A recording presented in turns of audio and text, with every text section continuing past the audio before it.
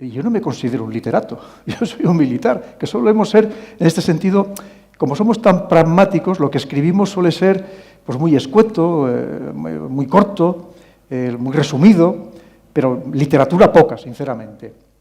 Y entonces les voy a contar un poco cómo yo he llegado a escribir libros, porque al final, para que veamos por dónde nos lleva la vida, por derroteros que jamás podríamos ni imaginar, ¿verdad? Y es totalmente mi caso, porque jamás yo hubiera pensado el estar aquí hoy con ustedes esta tarde, disfrutando aquí en este salón tan sumamente magnífico. Pues mire, lo primero, yo soy de origen muy humilde. Cuando les digo humilde, mi padre abandonó el colegio con 12 años para ponerse a trabajar de cristalero. Estuvo trabajando 66 años, ni más ni menos, hasta que enfermó, con 78. Y mi madre ni siquiera fue al colegio. Mi madre, hoy es el día todavía que le cuesta escribir su nombre para firmar, pero sí tuvimos una gran suerte en mi casa, que es que nunca nos faltaron los libros. Nos faltaba comida. Fíjese lo que les digo.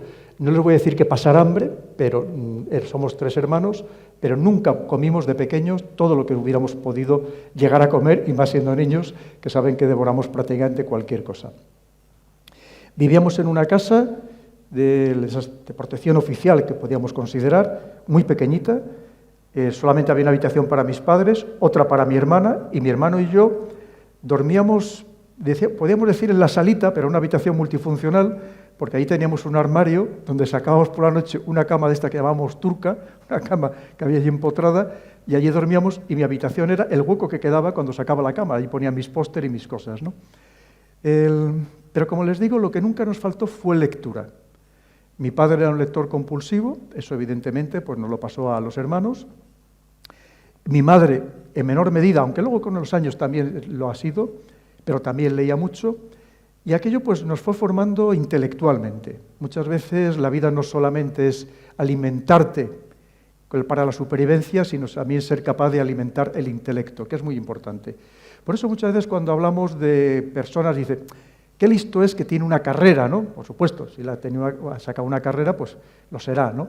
Pero nunca despreciemos a las personas que no la tienen, porque esas personas a lo mejor tienen un conocimiento, una cultura incluso superior, o al menos en algunos aspectos concretos. De allí, pues yo desde pequeño solo tuve una ilusión, que era ser militar. Y me preguntaron ustedes, ¿y por qué? Pues no lo sé muy bien, porque mi familia no era militar. Como le decía, mi padre era cristalero y no tenía familia militar. Pero fue lo que quise ser siempre.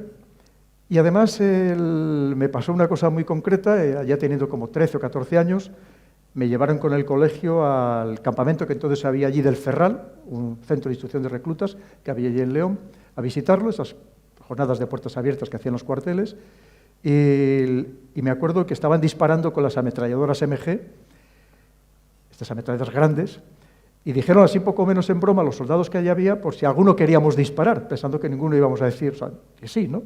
Y yo dije que sí. Y además disparé, además me pasó una anécdota, porque eso como tiene mucho retroceso, yo me quedé enganchado al disparador y hasta que no se acabó la cinta no paré de disparar. Y tengo las vainas todavía guardadas allí en casa de mi madre. Entonces ya tuve claro que quería ser militar. Incluso con la opinión en contra de mis padres, que no lo entendían, no sabían por qué yo tenía ese empeño. Y no solamente eso, sino también con la opinión en contra de mi colegio. Porque yo era un estudiante muy regular, por no decirles malo, y además hace poco me dieron el premio a alumno distinguido en el colegio el año pasado, y se lo contaba con todos los alumnos allí, con todos los niños presentes, y les decía lo mismo.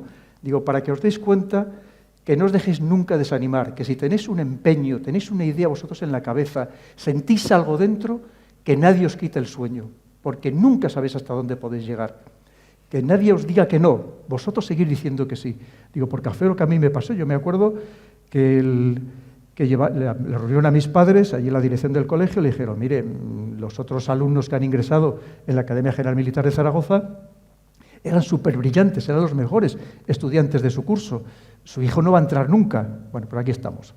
Un poco para hacerles el ejemplo de que ha sido, en cierto modo, creo que la principal virtud que tengo es la fuerza de voluntad. No me considero ninguna otra cosa especialmente destacable, ¿no? Pero sí la fuerza de voluntad, que creo que es lo más importante. El caso es que finalmente pues, pude ingresar en la Academia General Militar Pero como todos estos destinos que he tenido, pues eran destinos, es verdad, operativos, ¿no? Pero ya empezando de capitán, allá en el año 1990, fíjese ya si ha pasado años, pues me dio por empezar a estudiar, a centrarme en estos temas de geopolítica, cuando aquí nadie, absolutamente nadie, hablaba de estos temas. Estoy hablando de 1990. Y los primeros cursos que dio la UNED, yo me apunté sobre estos temas, muy básicos todavía, y a partir de ahí, además de que lo ejerciera profesionalmente, personalmente, pues me seguían atrayendo y me seguía perfeccionando en este sentido. Es más, durante unos cuantos años cometí algo que luego sería un gran error en mi carrera, o sea, que de estratega tengo poco, porque pedí durante unos cuantos años meses de asuntos propios que unía al mes de permiso, de vacaciones, para ir a estudiar por mi cuenta, sin tener el sueldo, en algunas de las mejores universidades del mundo. Pero claro, cuando llegaban los ascensos, como vamos todos en milésimas, los compañeros, pues esos meses me los consideraban de no activo y yo en vez de promocionar, despromocionaba cada vez que llegaba un ascenso. Cuanto más me preparaba, más despromocionaba. Pero bueno, son cosas de la vida. Pero yo seguía con mi empeño. Pero es verdad que en el ámbito de escribir, pues no escribía, pues lo propio de este mundo militar, que les digo, con un lenguaje muy seco, muy breve, muy conciso, pero de literatura, como decía antes, nada en absoluto. Pero llegó una circunstancia, allá en el año 2005 pudo ser, estando de director del Centro Superior de Estudios de la Defensa Nacional, del CSDEN, donde yo estaba entonces ya de profesor del curso de Estado Mayor como profesor de Estrategia y Relaciones Internacionales, y el almirante que estaba entonces, que se llamaba Sánchez Barriga, pues un día nos reunió a los profesores, estoy hablando eso del año 2005, y nos dijo que por qué no empezábamos a escribir en prensa, que incluso ir a las universidades a dar conferencias, que entonces no se estilaba, para demostrar, y yo me acuerdo de sus palabras textuales, para demostrar que los militares también sabíamos leer y escribir. Que había entonces, fíjese, es que le voy a decir eso, que parece un chiste, no lo es. Había universidades, concretamente una en Madrid, que tenía todavía en el año 2005 prohibida la entrada a militares. Como que pensaban que, no sé, que debíamos tener todos el rabo y cuernos, algunas cosas por el estilo. Y entonces era una manera de promocionar a las Fuerzas Armadas para demostrar que había personas de mucha valía. No era mi caso, pero había personas de mucha valía. Entonces él pidió voluntarios y el único que levanté la mano fui yo. Todavía no sé tampoco muy bien por qué. Y efectivamente pues empecé a escribir artículos en prensa.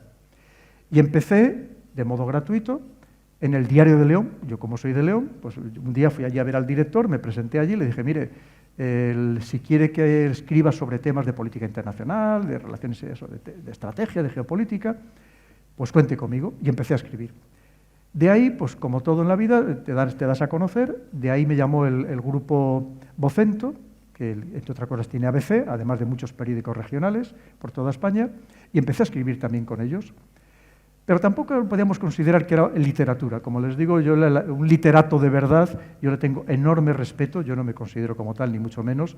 Esas personas que escriben de esa manera tan maravillosa, que te enganchan desde la primera página, que escriben poesía, pues no, yo no tengo esos dones, ni mucho menos, en absoluto.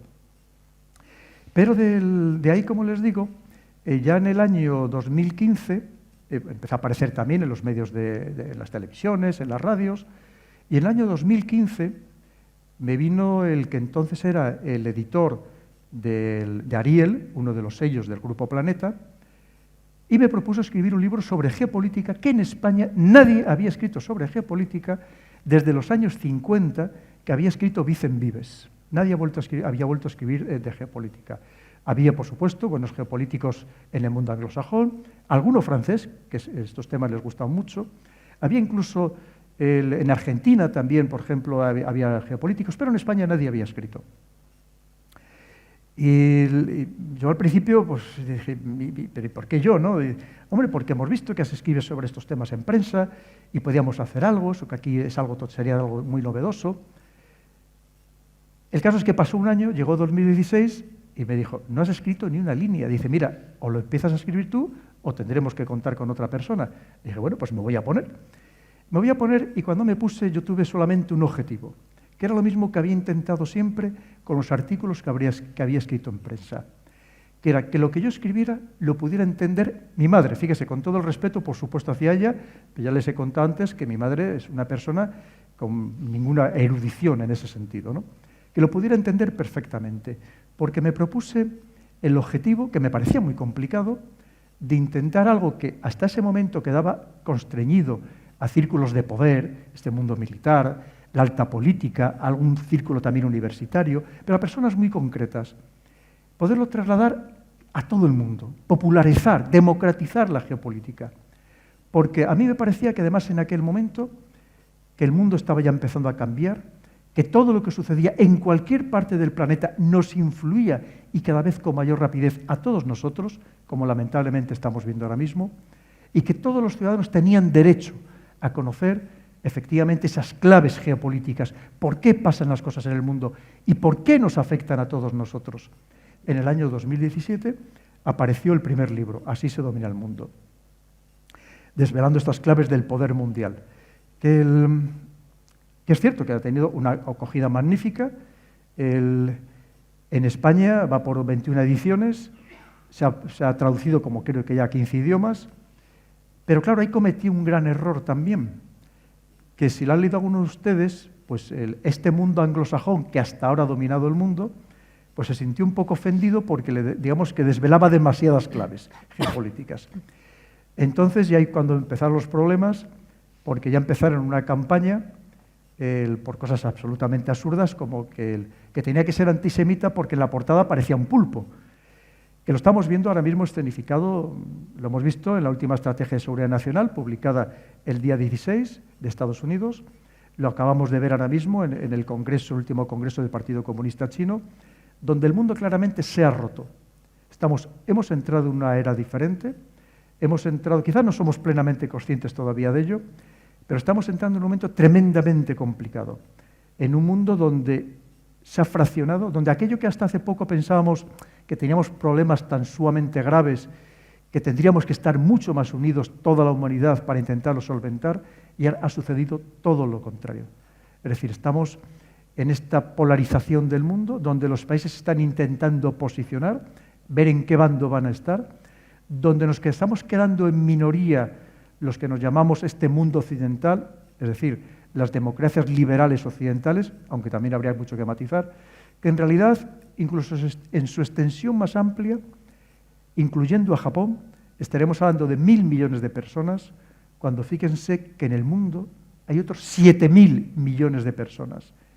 Y es que la mayoría empiezan a ser ellos. Nosotros estamos en minoría, y si hablamos de esta tecnología, por ejemplo, hoy China tiene, en general, en casi todos los aspectos, mejor tecnología que prácticamente el resto del mundo, y muy concretamente estos países que nos consideramos todavía democracias. El caso es que me propusieron escribir un tercer libro, y dije, pues es que en ese momento concreto, que estábamos en plena pandemia, digo, hay algo que me resulta fundamental, que es que hay otro dominio, otro campo de batalla, además de la tierra, el mar, el espacio, el ciberespacio, como les decía, esta batalla que se libra en Internet y en las redes sociales. Hay un quinto dominio que es la mente humana. Y hoy en día probablemente sea el más importante de todos. Porque fíjense, y lo estamos viendo, cómo hoy se trata de ganar las guerras en nuestra mente, en la de todos nosotros. Es mucho más importante que ganarla de verdad en el campo de batalla. Entre otras cosas, porque en realidad no sabemos lo que está pasando en el campo de batalla. Lo que sabemos es la información que nos llega condicionada o para condicionar nuestras opiniones y nuestros criterios, esas narrativas. Hoy en día es fundamental, que es lo que se llama la guerra cognitiva o la guerra neurocortical. Es decir, al final, para influirnos en nuestra mente, que es nuestro punto más débil, y que además qué fácilmente influenciables somos por muchos aspectos. Tengan en cuenta, hay otro factor, que claro, hablamos de este mundo físico, hablamos de este mundo virtual en el que cada vez estamos todos mucho más inmersos. Ya es que lo del móvil inteligente, si es que lo tenemos que tener a la fuerza, si hasta ahora nos mandan pitidos y todo para avisarnos a través del móvil inteligente, ¿no? Claro, pero el punto de unión de este mundo físico, ese mundo virtual, es precisamente nuestra mente. y por tanto se trata de conquistar nuestra mente. Y eso es lo que intenta realizar y realizan todos los días. Precisamente porque una vez que tienes conquistada la mente de las personas, del colectivo humano, prácticamente puedes hacer con ellos lo que quieras, les puedes llevar en cualquier dirección. Y podrían pensar ustedes, pero hombre, yo soy mucho más avispado, a mí es difícil que me engañen. Pero fíjese, es que no se trata de engañarles como persona individual, se trata de engañarles sobre todo como colectividad, porque somos mucho más fácilmente manipulables como grupo que como individuo. Porque además, si incluso aunque el más despierto entre nosotros podía pensar, si a mí no me engañan, pero probablemente esa persona que está diciendo a mí no me engañan, seguramente no se atreva a decir a los demás, incluso al que tiene al lado, a mí no me están engañando, porque a lo mejor le van a decir, este es el friki, este se cree que es más listo que los demás, ¿no? Este es el avispado aquí de San Roque. No.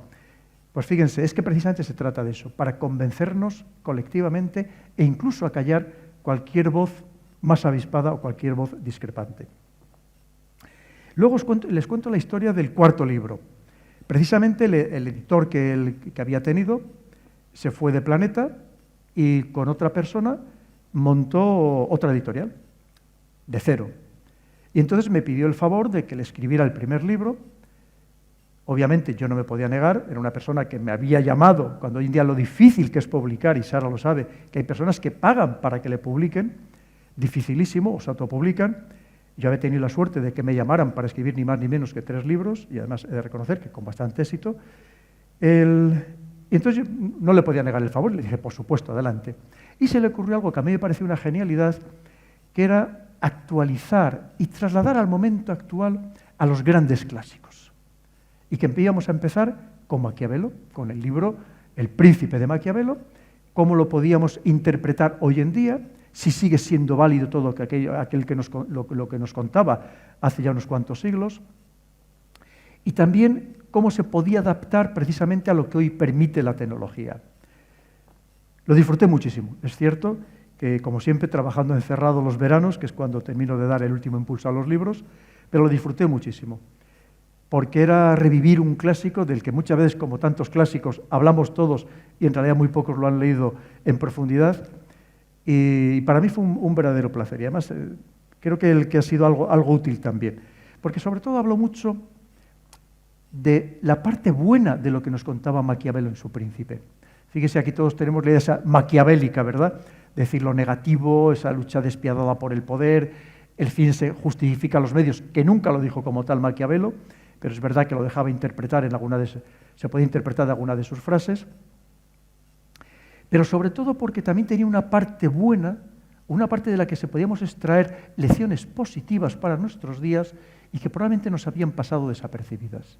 Porque es verdad que el libro del Príncipe de Maquiavelo está sobre todo basado en la vida de César Borgia, pues un condottieri de la época, que eran pues, muy salvajes, muy criminales, muy autoritarios, propio también de aquel momento, pero también nos habla del príncipe bueno, que era curiosamente Fernando II de Aragón, Fernando el Católico. Y eso también es muy importante, porque al final yo lo que quiero transmitir en ese libro, que claro que la sociedad tenemos que tener y tenemos derecho a tener buenos líderes, personas capaces, personas que de verdad se preocupen por el pueblo. Como decía Maquiavelo, decía que se preocupen por la honra del pueblo, por la hacienda del pueblo, por la vida del pueblo. Y claro que hay que buscar precisamente este tipo de liderazgo, completamente diferente, algo novedoso, algo que a lo mejor estamos tan acostumbrados al liderazgo maquiavélico que se nos había olvidado exigir a los ciudadanos ese derecho que tenemos a tener otro tipo de líderes. Y ahora sigo otra vez con Planeta, que es con el que tengo el contrato firmado. Para esto pedí un permiso especial por escrito, para escribir este libro que les comento, el del poder.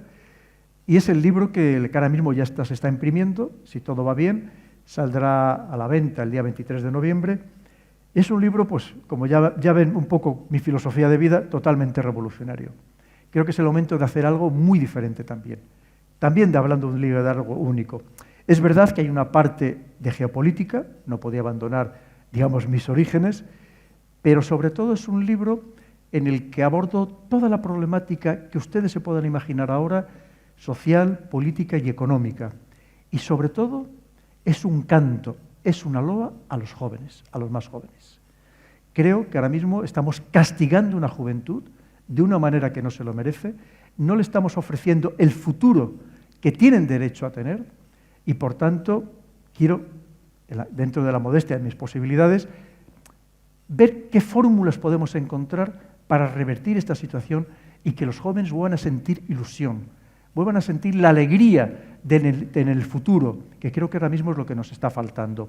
Evidentemente, no quiero caer en la prepotencia de dar soluciones definitivas, las doy en el libro, pero nunca son definitivas, evidentemente, pero sí que mi objetivo es abrir un debate sereno, no dogmático, no ideologizado.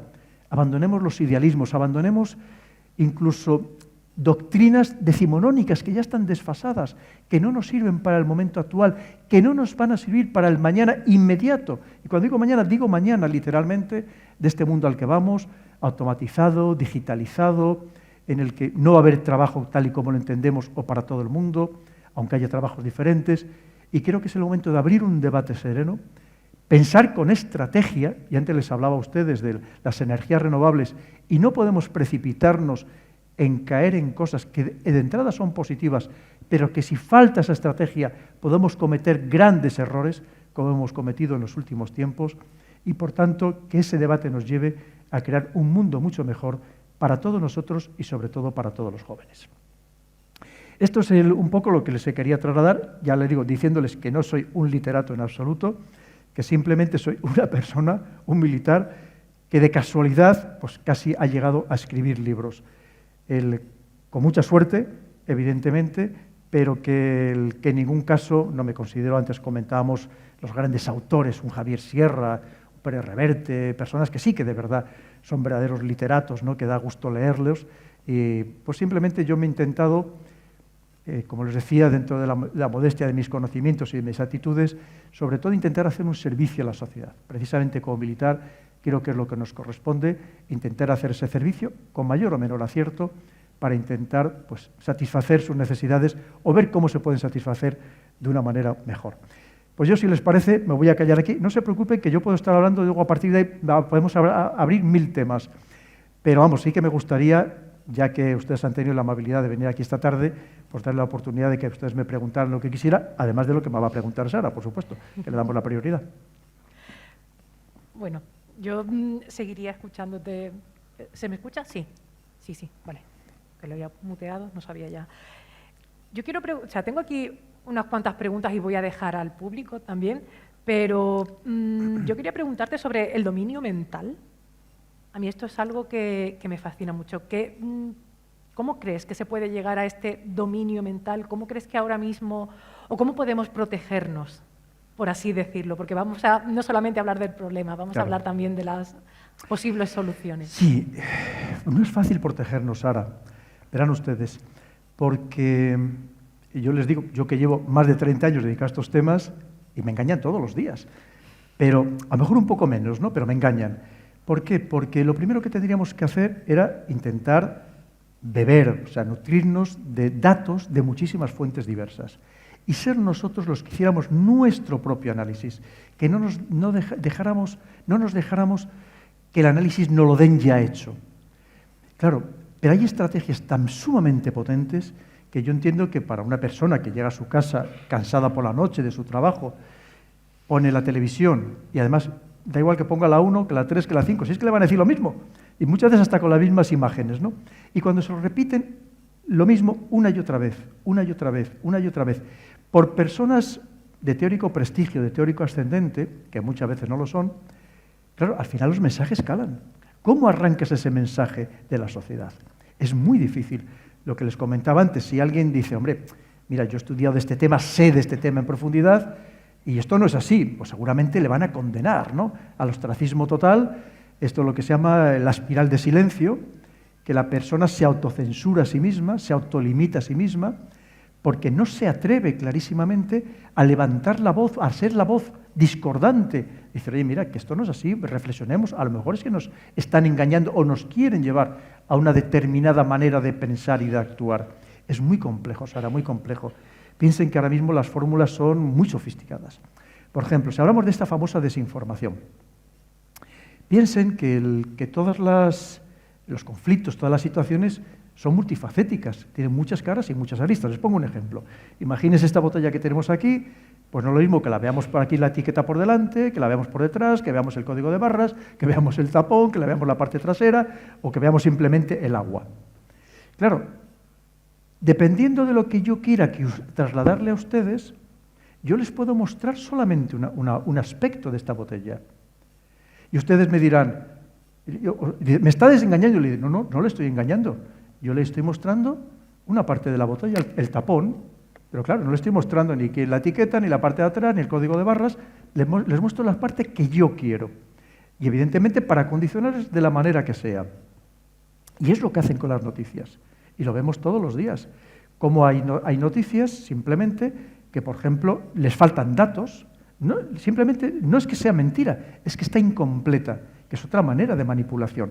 Aunque ya decían los grandes clásicos que en realidad la primera desinformación es no dar la información, que cuando quieren no te dan la noticia de tantas cosas, de tantos temas, simplemente la silencian. Eso también es desinformación. Voy a hacer solamente otra preguntita más y ya dejo al público. No es exactamente una pregunta, pero es algo que leí de una entrevista tuya y me dejó un poco inquieta, ¿vale? Y es, dijiste una vez, los nombres que conocemos no son los que verdaderamente mandan. Y es un poco, claro, este poder en la sombra, esto que muchas veces como, la conspiranoia y todo esto, pero es que es muy real. Es así, Sara. Mira, verás que este es un tema muy delicado, pero para no ponerlo en mis palabras, ayer, no sé si verían ustedes, alguno de ustedes, hubo un documental en La Sexta, que empezó como a las 9:30 de la noche, sobre quién domina los recursos naturales del mundo. Yo le presté mucha atención porque, entre otras cosas, ahora estoy dando uno de los cursos que doy de geopolítica por Internet y se lo había recomendado a mis alumnos que lo vieran, precisamente para ver quién es el que controla todos estos recursos naturales en el mundo. El hombre que hablaba, yo tengo su libro, lo había leído, que también lo ha publicado Planeta, un libro muy bueno, donde te explica quiénes son los que de verdad manejan el mundo, en este caso, el tema de los recursos naturales, que al final es todo lo que nos afecta a nosotros. Digo, desde el aluminio al trigo o cualquier otra cosa, los gases nobles, cualquier otra cosa que ustedes se puedan imaginar. Porque todo al final está controlado, decía ayer, si lo pueden ver ustedes, lo pueden encontrar todavía en Internet, digo que no lo diga yo solamente, y decía este señor, un gran investigador, el libro él es coautor, el otro nombre es un nombre inglés, no sé si será inglés o americano, de dónde, y contaba que en realidad todos los recursos naturales del mundo lo manejan básicamente 4 empresas multinacionales. 4. Fíjese lo que le estoy diciendo, que muchas de ellas ni cotizan en bolsa. Por ejemplo, los cereales sí cotizan en la bolsa de Chicago, pero muchas de esas ni cotizan en bolsa, que hacen todos los esfuerzos posibles para no figurar en ningún sitio, que no lo conocen ni la mayoría de los gobiernos del mundo, que se dice pronto, ¿eh? Y decía este hombre, y lo dijo, y estoy seguro de que habrá recibido muchas presiones, y seguro que no nos ha contado todo, y decía, inmediatamente que empecé a escribir sobre este tema, empecé a recibir cartas de los abogados de estas empresas amenazándome para que no lo hiciera público, porque quieren mantenerse completamente en la sombra. Estos son los que manejan todo, porque evidentemente, ustedes lo verán, todo está subiendo, un disparate, que al margen de la guerra, al margen de la pandemia, por supuesto que se está haciendo absolutamente de oro, precisamente manipulando todos estos recursos naturales que nos son esenciales para todos nosotros, que puede ser lo mismo que decía, desde el arroz, el acero, cualquier cosa. Todo esto está controlado por pequeños... Este señor ponía el ejemplo de 4, como les digo, 4 grandes multinacionales que manejaban decenas de miles de millones de euros o de dólares. Todos, por supuesto, residiendo todo en paraísos fiscales, que al final es donde está todo el dinero del mundo. Porque a nosotros nos dicen, vamos a subir los impuestos, pero si el dinero...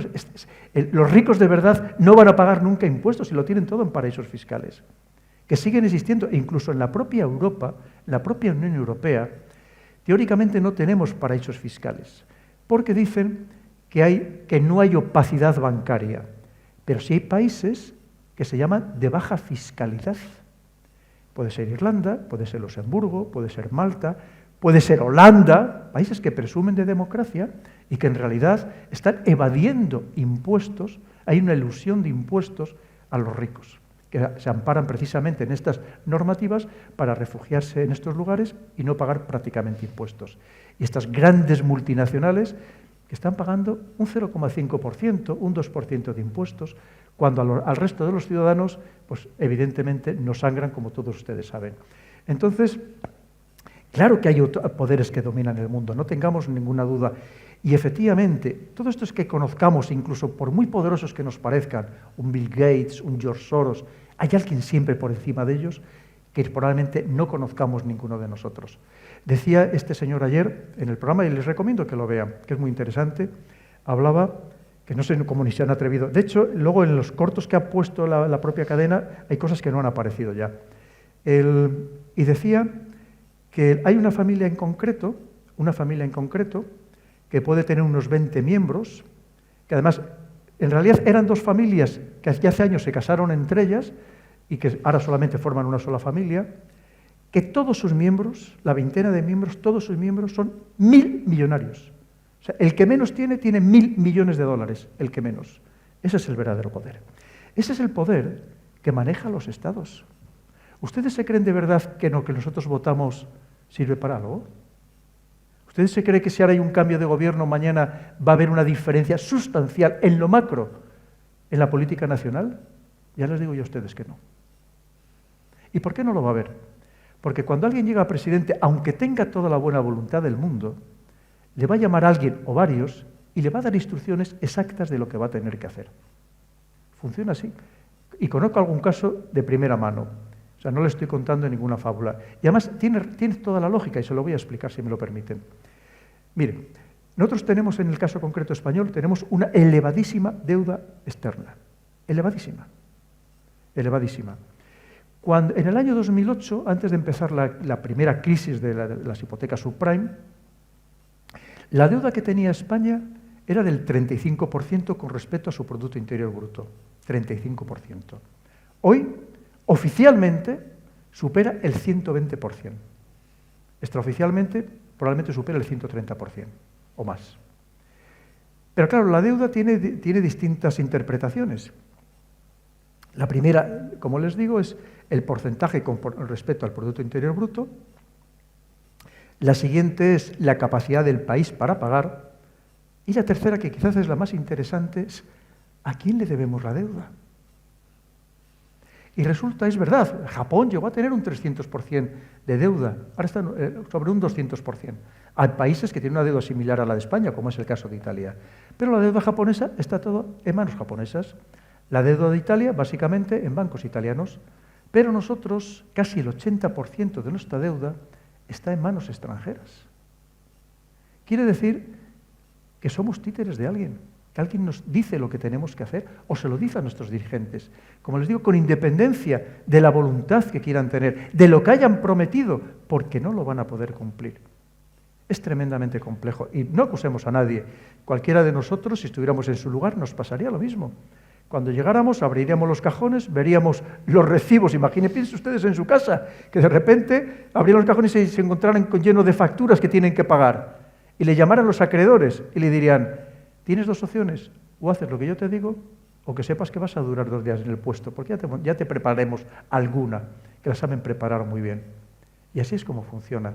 Recuerden, hay una frase de John Adams, el segundo presidente de Estados Unidos, que decía: hay 2 maneras de subyugar a un país. Una es la espada, la otra es la deuda. Y así funciona. Si además tenemos en cuenta que, por ejemplo, en el caso español, todas nuestras principales multinacionales, quitando muy poquititas, 2, 3, ya el principal accionista ya no es español, pero le estoy diciendo incluso de las principales entidades bancarias. Con lo cual, estamos tremendamente condicionados desde el exterior. ¿Y quién maneja eso? Pues cuando vamos a los grandes grupos, por ejemplo, anglosajones, como BlackRock, Vanguard, que manejan presupuestos superiores a los productos interiores brutos de la mayoría de los países del mundo. Claro, tienen un poder total y que además no sabemos de verdad quién está detrás, quiénes son esos inversores, porque no se sabe, o no quieren que lo sepamos, evidentemente. Claro que hay siempre alguien que controla a las sociedades. Y nosotros somos muy poco, no somos nada, no significamos nada. En realidad, Nos venden este artificio de la democracia, como les digo, pero en la práctica, cuando hablamos de este plano nacional, pues en realidad nuestro voto, como les digo, queda tremendamente diluido precisamente por las presiones externas. Bueno, muchas gracias, Pedro. Vamos a abrir ahora ya sí el turno de preguntas, que está claro que va a haber bastantes. Si no, de todas maneras, podemos seguir charlando tranquilamente, pero me consta que hay varias personas que sí quieren preguntar. Adelante, aprovechen esta oportunidad única. Hasta que se anime el primero. Sí, el primer valiente. Sí, aquí ya.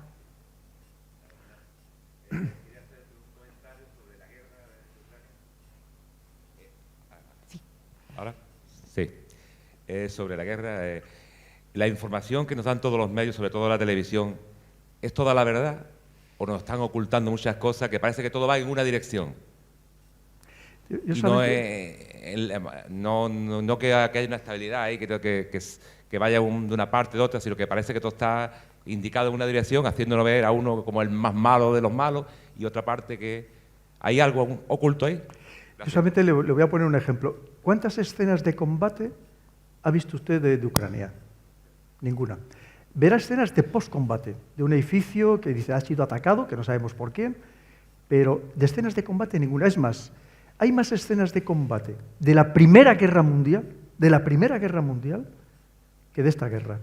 Cuando hoy en día, ustedes lo saben, yo solamente con los teléfonos móviles, no les voy a contar con los satélites, incluidos los de Elon Musk, los Starlink, con todos los satélites espía, los aviones espía, de guerra electrónica, los drones, las personas que hay ahí en tierra de operaciones especiales, se podía conocer al segundo exactamente lo que está sucediendo, y no lo sabemos. Ya con eso es buen indicador. ¿Se acuerdan el otro día, por ejemplo, verían la noticia, se acuerdan de la principal cementera del mundo, la Lafarge, francesa, que la había multado Estados Unidos por haber hecho negocios con el Estado Islámico y con Al-Qaeda en Siria? Bueno, detrás de eso hay una trama que ni se puedan imaginar de espionaje, política, geopolítica, impresionante. Pero la pregunta es, ¿y quién es Estados Unidos para multar a una empresa francesa? Para que vea, eso es tener el poder, eso es poder. El poder hacer lo que quieras con los demás, ¿no? Evidentemente, porque para eso podía estar Naciones Unidas, tendría lógica. Y además, ¿y por qué paga una empresa francesa una multa que le impone? No voy a decir porque quiera, hay una razón, pero casi porque quiera, Estados Unidos. Ha hecho y deshecho. Y de repente, casi de la noche a la mañana, en muy poco tiempo, en el caso de China, en 20 años, porque todo esto, el gran punto de inflexión es el año 2000, que es cuando, por un lado, llega Putin a la presidencia de Rusia, un año antes había estado de primer ministro, muy brevemente, todavía con Yeltsin, y un momento concreto en el año 2000 en el que China pasa de cero a todo, en 20 años. Y de repente Estados Unidos dice, pero vamos a ver, si el orden que yo había montado, lo que yo había creado, este dominio planetario que tengo a partir de 1991, cuando desaparece mi otro rival, que es la Unión Soviética, y me quedo de dueño, amo y señor de todo el globo. Y de repente vienen estos dos a decirme lo que tengo que hacer, a decirme que no, que ya no estamos en un mundo unipolar, que estamos en un mundo multipolar. Entonces, ¿qué hace? Pide ayuda a sus aliados, que es lo que nos está sucediendo, para que combatamos contra estos otros dos. Y encima con una India, de la que se habla muy poco, que hasta ahora era aliado de Estados Unidos, y de repente se pasa al otro bando.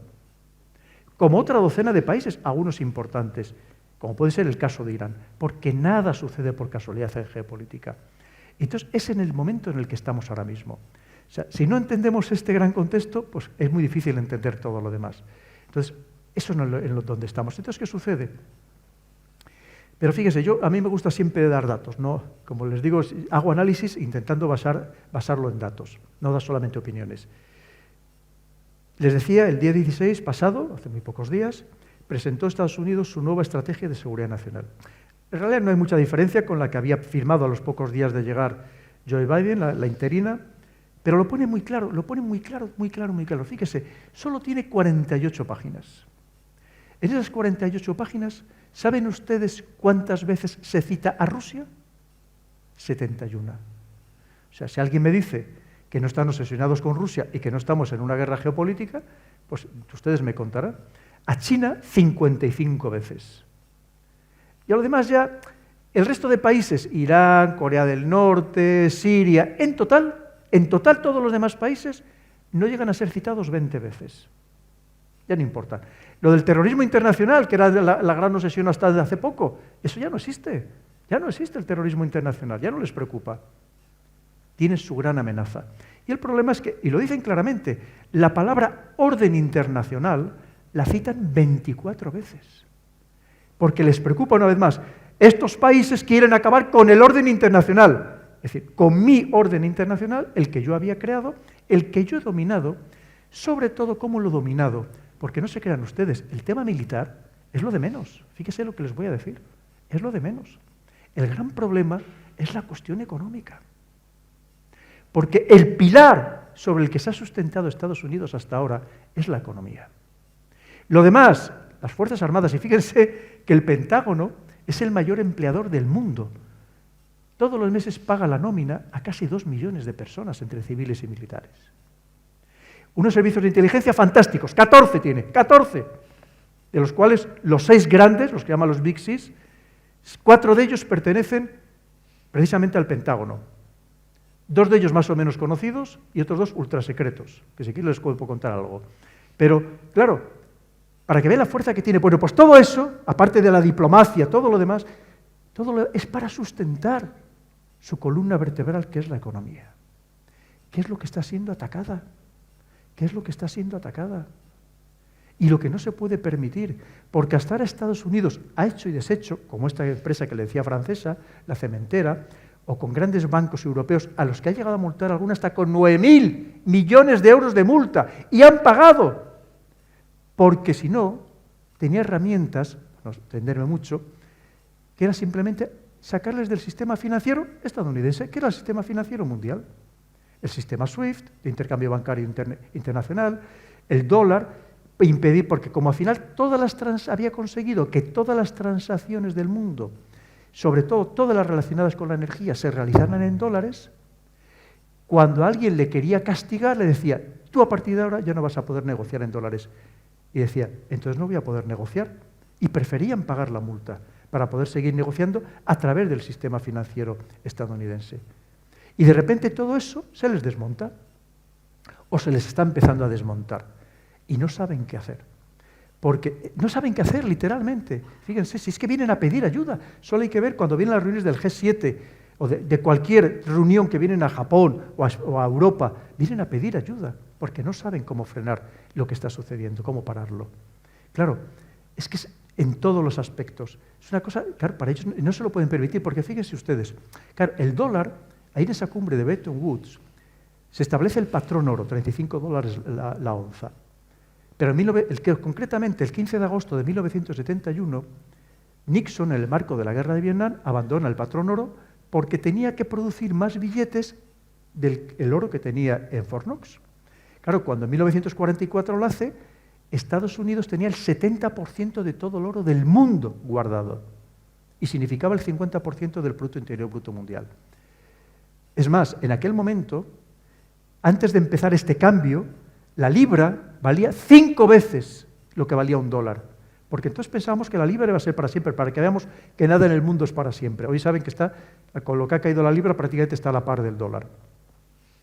Pero claro, todo eso, este mundo que crea, como le decía, le sigue funcionando a Estados Unidos porque como todos seguimos negociando en dólares, como la principal moneda de reserva del mundo, más del 75%, es en dólares, claro, él puede seguir fabricando billetes a capricho, a voluntad.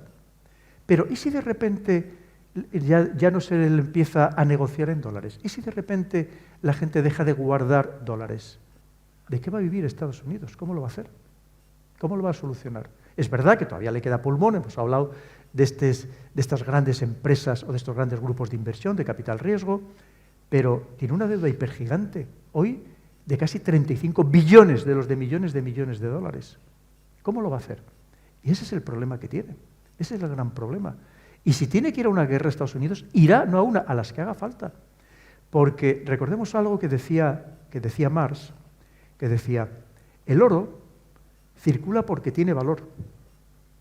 el papel moneda tiene valor porque circula. El día que deje de circular el dólar, le pasará como al marco antes de la Segunda Guerra Mundial, que será más barato empapelar las paredes con dólares que ir a comprar el papel pintado a la tienda. Y ese es el gran problema que tiene Estados Unidos. Entonces, todo lo demás que hablemos, en realidad, es que está relacionado con eso, absolutamente relacionado. Y el enfrentamiento, o sea, ojalá mañana llegáramos a un acuerdo, aunque fuera transitorio, temporal, de paz en Ucrania, sobre todo para evitar la matanza, y hay que decirlo y subrayarlo y ponerlo con letras mayúsculas, que allí se está produciendo, que no nos estamos enterando o no quieren que nos enteremos, de unos y de otros. Pero es que el problema no va a parar ahí, va a seguir, porque Estados Unidos no sabe una vez más cómo frenar el auge de las otras potencias. ¿El problema cuál es? Que nos arrastra a los demás a una guerra de la que no tenemos ninguna necesidad, que solo vamos a perder, y que además lo estamos viendo como estamos cayendo permanentemente, cada vez más precisamente en esta trampa de la guerra. Y lo vemos a todos nuestros líderes europeos. Yo a ninguno le oigo hablar de vamos a buscar una solución, vamos a buscar la paz, la que sea, para frenar esta auténtica locura. Estamos cayendo en una espiral de violencia cada vez mayor, aumentando presupuestos de defensa, todo el mundo pues, va a ver si compro armas más sofisticadas, a ver cómo las empleo, a ver cómo se las mando. Y eso creo que no vamos por el camino. Y se lo digo, fíjense, es que hay una cosa muy curiosa. Los militares precisamente somos los más pacifistas. ¿Y saben ustedes por qué? Porque hemos visto la guerra en primera persona. Yo la vi como observador militar de Naciones Unidas en Bosnia. Y he visto cosas horrorosas. Y he visto cómo las personas nos convertimos en salvajes de la noche a la mañana. Al final somos como un rebaño, ¿no? Y entonces nos llevan para la izquierda, nos llevan para la derecha, nos llevan para el centro. Entonces, ¿cómo podemos protegernos de algo tan grave como eso, ¿no? Y luego también quería preguntarle sobre el papel de China. Muy interesante, pues lo agradezco mucho. Mire, ya antes lo comentábamos que es muy difícil podernos defender precisamente de esta manipulación y de esta desinformación, ¿no? Porque obviamente, ya le digo, que a mí me engañan todos los días y llevo muchos años dedicados a estos temas, pues obviamente, yo le pongo un ejemplo de cómo nos engañan cuando quieren, ¿no? Este verano me acuerdo que hubo un gran astrofísico de fama mundial, puso en Twitter una foto de que había descubierto un nuevo planeta. Puso la foto de este nuevo planeta, no sé si lo verían ustedes en Twitter. Y yo también me lo creí, pues como todo el mundo, te lo hizo un gran astrofísico, pues ¿cómo no te lo vas a creer? Bueno, pues día más tarde dijo que era una broma, que era una rodaja de chorizo. Y no lo habíamos creído, claro, ¿cómo no? Pues imagínense, cuando sale en la televisión estos que si usted de verdad empezara a escarbar, a mirar, pero bueno, ¿quién es esta persona que está hablando? Claro, porque siempre la televisión te dice, no, esto es un grandísimo experto, porque no sé cuánto, porque no sé qué. Claro, aquí, luego entre nosotros nos conocemos todos. Y claro, y te dice, no, y el grandísimo experto te dice que no sé qué, dice, pues claro, obviamente te lo crees. Y cuando te lo hizo una vez, y te lo hizo al día siguiente, y te lo hizo 3 días más tarde, pues te lo cree. Y luego piense que las televisiones, los medios de comunicación en general, viven de la expectación, de conmovernos, de revolver o de nuestras emociones, de emocionarnos. Y siempre te ponen pues imágenes muy impactantes, que muchas veces son totalmente exageradas o incluso fuera de lugar, ¿no? Porque es una manera también de ellos vender, de que prestes atención, de que vayas a ver qué es lo que te están contando, un poco el morbo, porque funciona así. Y cada vez la prensa, lamentablemente, es más amarillista. Entre otras cosas, porque ustedes saben cómo está la prensa. Si tienen algún amigo, o uno de ustedes lo es periodista, pues saben cómo está el periodismo, ¿no? Es más, los que más están sufriendo no son los periódicos locales, son los grandes medios. Fíjense, hoy, los 3 grandes medios, por ejemplo, El País, ABC o El Mundo, venden menos ejemplares en papel, fíjese lo que les digo, que muchos periódicos locales. Porque a lo mejor el periódico local, digo, La Voz de Asturias o el Diario de León, cualquiera, pues al final la gente lo compra porque ve la noticia del pueblo, defiende toda la comarca y lo compra. ¿Saben ustedes que hay muchos días que estos grandes periódicos no venden ni 70.000 ejemplares en papel? 70.000. Es decir, claro, entonces, ¿qué buscan? Pues lo más llamativo, ese titular en las redes sociales para que todo el mundo luego le des el clic, el like, el no sé qué. Un titular y 2 o 3 subtitulares, porque además saben que casi nadie se lee la noticia completa. Solo se van a leer el titular y esos 2 o 3 subtitulares que nunca habían existido así, o como mucho había un subtitular.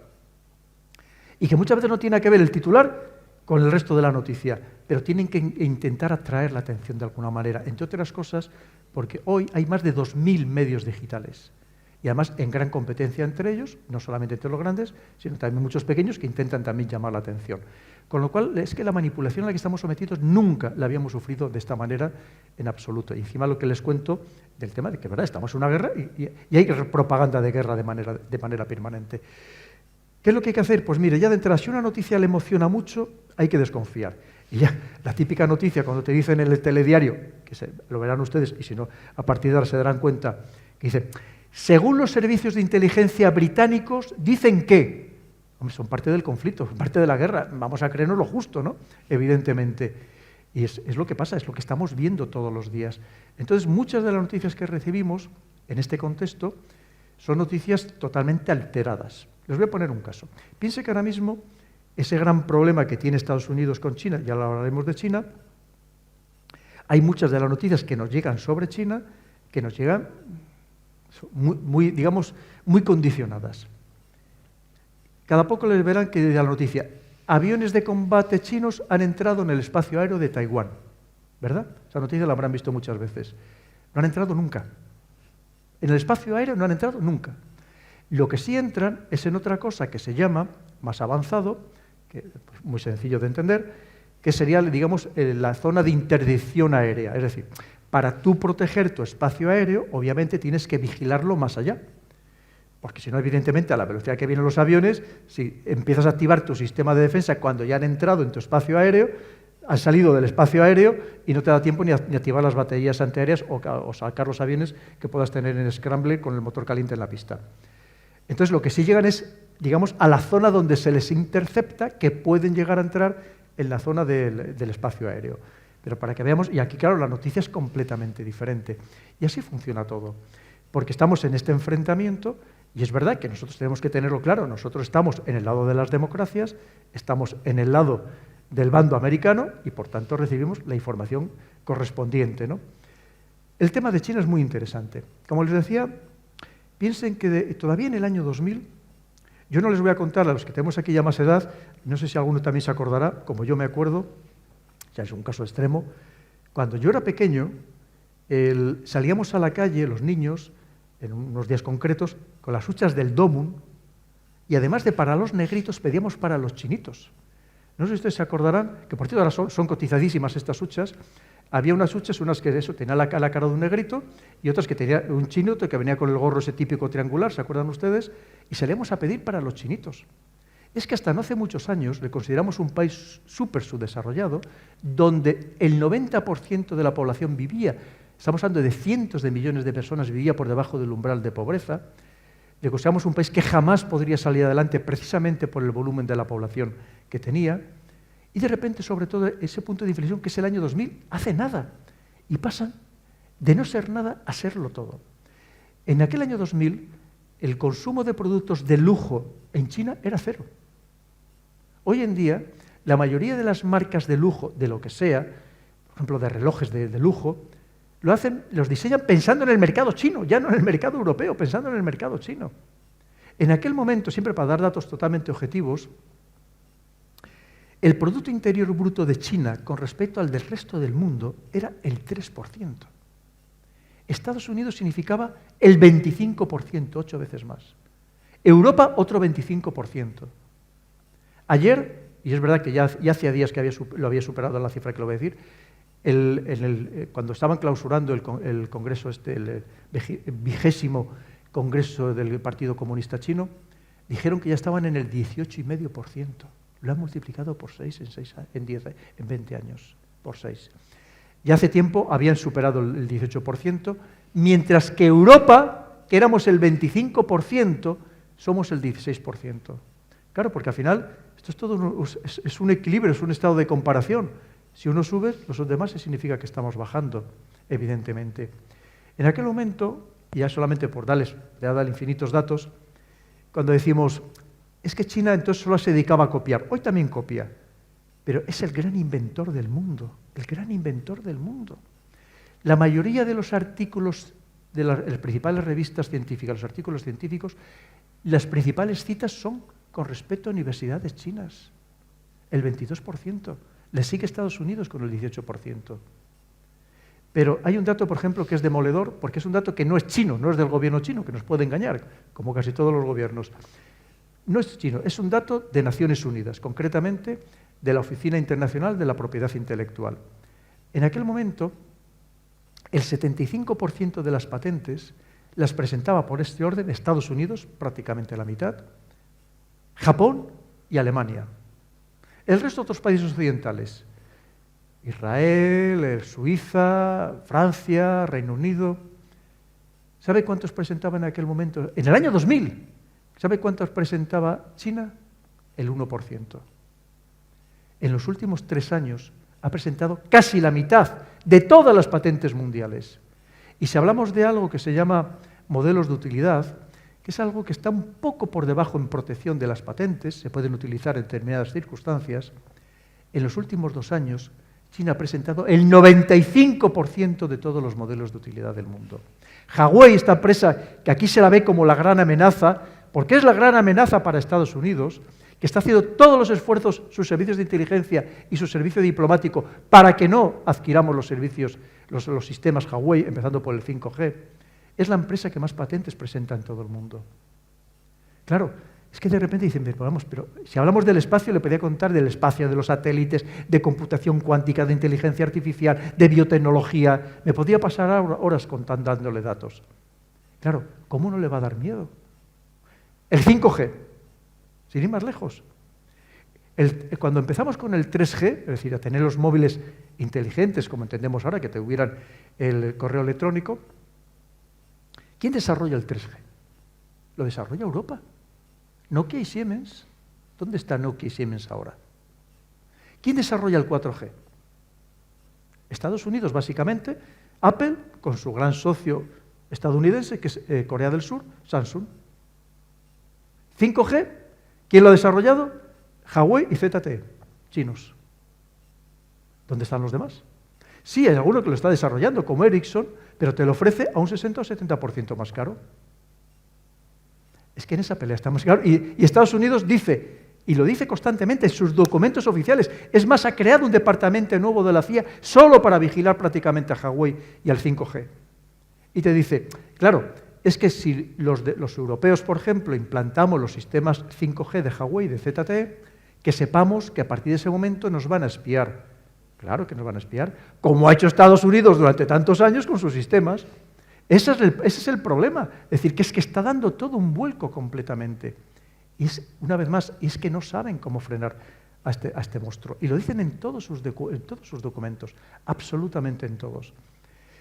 Hace poco salió que, curiosamente, lo lógico es que hubiera salido antes la estrategia sobrenacional y luego la estrategia naval, porque de la estrategia sobrenacional nacen las demás estrategias, como tiene todo sentido. Y la estrategia naval, que son 9 páginas, y solamente habla de China, China, China, China y China. ¿Por qué? Porque hasta este momento, sobre todo desde 1991, la Armada estadounidense, su poder de destrucción era mayor que el del resto de las armadas del mundo juntas. Entre otras cosas, porque de los 12 portaaviones de propulsión nuclear, 11 son estadounidenses, solo hay otro más que es el Charles de Gaulle francés, y cada uno de estos portaaviones, además de toda la flota que lleva de apoyo, lleva embarcados más aviones de combate que tienen la mayoría de los ejércitos del mundo. ¿Qué sucede?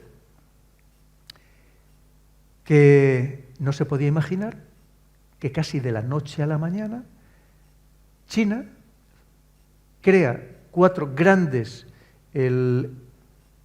construcciones de barcos de guerra, 4 astilleros muy potentes, y de repente, de la noche a la mañana, tiene más barcos que Estados Unidos. Estados Unidos tiene unos 295 y China lleva por 360 buques de guerra principales, tanto en superficie como submarinos. ¿Cómo no le va a dar miedo? Es verdad que todavía por capacidad de destrucción, todavía tiene más Estados Unidos. Pero claro, es que no se lo podía imaginar. Pero, por ejemplo, el último portaaviones que acaba de votar hace muy pocos días China, el tercero que tiene, así como los otros 2 eran extranjeros y los terminaron de construir ellos, por ejemplo, el primero se lo compra en 1991 a Ucrania después del hundimiento de la Unión Soviética, se lo compra casi a precio de chatarra, pero el último que crea enteramente chino tiene los mismos avances que tiene el portaaviones, el Gerald Ford, que es el último que ha construido Estados Unidos, y con muchos problemas técnicos que tiene. Por ejemplo, tiene un avance que son los únicos 2 portaaviones o portaaeronaves del mundo que la tiene, que son las plataformas de lanzamiento electromagnéticas. Tú sí me enrollo mucho, me paras, ¿eh? Buenas tardes. Yo quería preguntarle respecto a uno de los síntomas de esta manipulación mediática, como puede ser el exilio total de la racionalidad en pos de un discurso mucho más emocional, que cala mucho más a la impulsividad de la población, digamos, y que a mi parecer resulta como el síntoma más molesto de toda esta campaña de desinformación y de manipulación colectiva. ¿Usted cree que, bueno, evidentemente hay muchos factores que se repiten, pero como bien ha dicho antes, la tecnología que tenemos ahora no es la misma de la que hemos dispuesto anteriormente y en casos similares? Entonces, ¿usted cree que puede llegar a darse un punto de inflexión en el que la población, la pequeña población, digamos, no a nivel ya global, sino, por ejemplo, en un país como el nuestro, España, se canse de esta irracionalidad y de esta impulsividad motivada por los medios en cuanto a discursos emocionales y tal? ¿O este estatus va a mantenerse durante lo que nos queda de historia porque los grandes poderes van a centrarse en que esto siga así? Sí, muchísimas gracias. Muy interesante la pregunta. Pues efectivamente, mira, lo primero, vamos a ver. Todos somos esclavos de nuestras emociones, todos. Y juegan con las emociones tanto las positivas como las negativas. Es decir, ¿cuáles son las positivas? Pues las imágenes tiernas que nos ponen para que nos conmueva, que sintamos compasión, que evidentemente tenemos que sentirlo, ¿no? Con esos dramas humanos que obviamente existen. Pero por otro lado también juegan con los sentimientos o las emociones negativas, con la envidia, con los celos, con la venganza. Saben jugar muy bien. Y saben por eso las imágenes que te ponen no son casualidad ni mucho menos. Tanto las televisiones como la prensa escrita no son nunca casualidad. Y además pensemos que ¿de dónde nosotros recibimos la información aquí? La gran información la recibimos de estas grandes agencias de noticias que son anglosajonas. ¿Cuáles son? Pues Reuters, BBC, Sky News, es decir, las grandes agencias de noticias que son las que porque son los que tienen corresponsales de verdad sobre el terreno en general, ¿no? Entonces, porque fíjense que muchas veces te dicen, te están hablando, por ejemplo, de Ucrania y están en Turquía o están en Polonia. Pero bueno, es que no habrá nadie allí sobre el terreno más cerca donde estén los combates. Pues fíjate. Entonces, quiero decir claro, pero saben muy bien qué imágenes nos tienen que mandar, evidentemente. Que muchas veces son hasta creadas es proceso, ¿no? Que también lo hay, o exageradas, en cualquier caso. Claro, entonces lo que tenemos que ser conscientes una vez más de que, lo que os decía antes, de que todo lo que nos emocione mucho, que lo pongamos en cuarentena. Lo que pasa es que es muy difícil salir de ahí, evidentemente, porque saben jugar muy bien, una vez más, con este conjunto de emociones, saben jugar muy bien. Pero usted me dice que, claro, si nos llegáramos a cansar, lo primero es que hay que tener en cuenta que si la manipulación mental se hace muy bien, es que es la manipulación perfecta porque no te das cuenta. Es decir, si nosotros nos estuvieran invadiendo físicamente, con carros de combate, con aviones, con infantería, obviamente reaccionaríamos. Pero cuando te consiguen influir de una manera muy sofisticada mentalmente, es que no te das cuenta, no eres consciente de ello. Con lo cual, no hay reacción posible. Y fíjense que cuando yo les digo que en las redes sociales actúan los servicios de inteligencia de uno y de otro bando, porque también ahí se libra una batalla, claro, es que estos tienen psicólogos, psiquiatras, antropólogos, sociólogos, gente muy preparada que saben lanzar mensajes muy concretos. Yo soy una persona joven, ¿no? Y entonces a mí me gustaría prosperar en este país de una forma honrada. Y veo que hay un montón de problemas que tengo delante muy difíciles de solucionar, ¿no? La corrupción, la educación cada vez que da pena, ¿no? Es penosa. La economía va mal, ¿no? Hay muchísimos problemas a los que yo digo, bueno, ¿qué soluciones puedo darle, ¿no? Desde mi parte de no ser nadie, a efectos prácticos. Y lo que veo es que cualquier solución realmente es una ilusión, porque vivimos en un gran circo, todo el mundo hace lo que le dice el que tiene por encima. Nadie hace lo que debe, lo que está bien. Entonces, viendo esto, hay algo que se puede hacer porque pienso, vale, una solución podría pasar porque millones y millones de personas abrieran los ojos, se dieran cuenta de lo manipuladas que están. Pero esto es muy utópico. Y esto llevaría, pues yo qué sé, generaciones, ¿no? Entonces, ¿puedo tener esperanza, ¿no?, de que esto vaya mejor o aprender a vivir con estas circunstancias y aprender a evitarlo, ¿no? Pues excelente pregunta y se lo agradezco muchísimo, de verdad. Porque ya le decía que todos estos temas que usted me ha planteado, todos los trato en el nuevo libro. Que me va a traer muchos disgustos, pero creo que efectivamente es que ustedes se lo merecen, los jóvenes, ¿no? Y cualquier aspecto que usted ahora mismo me ha más o menos esbozado está allí incluido y muchísimos más, de todo tipo. Porque efectivamente hace falta buscar otra sociedad diferente. Eso no tengamos ninguna duda. Fíjese, es que en cierto modo nos han engañado. Esa es la realidad. O sea, que yo le digo, hace 40 años, pues no sé, un joven tenía otras expectativas de vida, ¿no? O sea, sabía que trabajando, esforzándose, podía llegar a tener una buena vida, podía ser clase media, podía tener una casa que se compraba y pagaba entre 5 y 10 años, sin tampoco dejarse la vida en ello. Podía incluso tener una familia numerosa, trabajando uno solo de los miembros de la familia. Es que hoy en día, fíjese, en el caso suyo de las mujeres es que no es que tengan el derecho a trabajar, es que tienen la obligación de trabajar. Fíjese la vuelta que le hemos dado a esto. Porque ahora mismo una pareja, como no trabajen los dos, es que no salen adelante. Y encima con muchos problemas, ¿no? Por ejemplo, o sea, no podemos aceptar como normalidad que la situación está tan mal en general de la sociedad que la ilusión de cualquier joven es ser funcionario. Es decir, eso es la ruina de un país. O sea, no somos conscientes en el hoyo en el que nos estamos metiendo. Y una vez más, porque lo que no estamos entendiendo o no entienden nuestros grandes líderes europeos es ese contexto mundial, de por dónde vienen los otros, que es que nos van a arrollar clarísimamente. Y si nosotros, como usted bien ha dicho, y yo hablo muchísimo de la educación, no reformamos la educación, una educación de verdad, es decir, una educación que te permita no solamente ser válido para ti, sino eso que te ha aportado a ti la sociedad como educación, seas capaz de aportarlo a su vez al conjunto de la sociedad.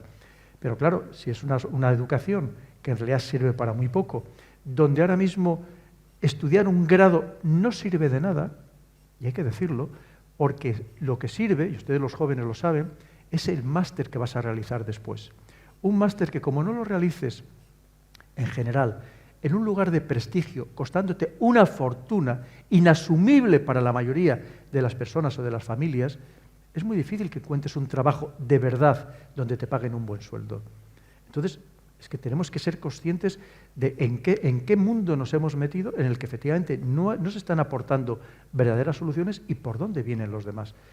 No le voy a dar muchos más datos porque ya lo podrá ver en el libro y si quiere me voy a traer cuando se publique y lo comentamos. Pero yo es que estoy obsesionado con este tema, también tengo hijos mayores.